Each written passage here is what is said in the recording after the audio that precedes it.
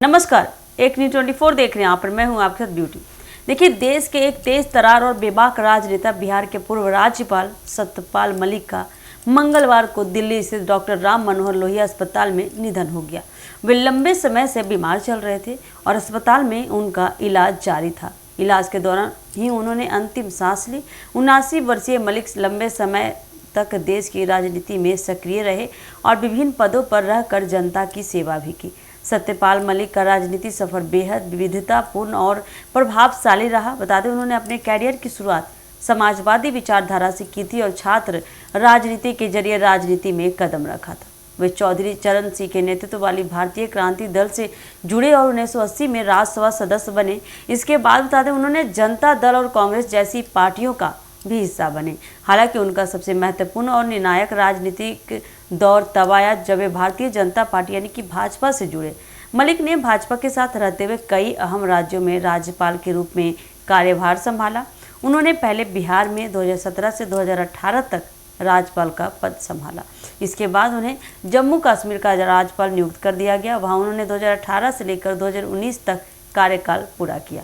इसी दौरान बात करें तो केंद्र सरकार ने जम्मू कश्मीर से अनुच्छेद 370 हटाने का ऐतिहासिक फैसला लिया, जो उनके कार्यकाल में ही लागू हुआ। इसके अलावा उन्होंने गोवा और मेघालय जैसे राज्यों में भी राज्यपाल पद की जिम्मेदारी निभाई। जम्मू कश्मीर में राज्यपाल के रूप में कार्य करते हुए उन्होंने कई बार भ्रष्टाचार के मामलों को खुलकर उठाए। उन्होंने अपने कार्यकाल का दौरान सरकार की कुछ नीतियों पर भी सवाल उठाए और सार्वजनिक मंचों से कई बार अपनी सहमति जताई। इसके चलते वे सुर्खियों में बने रहे। सत्यपाल मलिक के राजनीतिक जीवन की सबसे खास बात तो यह थी कि वे सत्ता में रहते हुए भी सरकार की आलोचना करने से पीछे नहीं हटते थे। उन्होंने किसानों के मुद्दे, पुलवामा हमले और अन्य संवेदनशील विषयों पर बेझिझक अपनी राय रखी। उन्होंने कई मौक़ों पर प्रधानमंत्री नरेंद्र मोदी और गृह मंत्री अमित शाह पर भी सवाल उठाए। उनका कहना था कि देश हित में बोलना जरूरी है, चाहे वह किसी भी पद पर क्यों ना हो। उनके निधन पर पूरे देश में शोक की लहर दौड़ गई है। विभिन्न राजनीतिक दलों और नेताओं ने उन्हें श्रद्धांजलि अर्पित की है।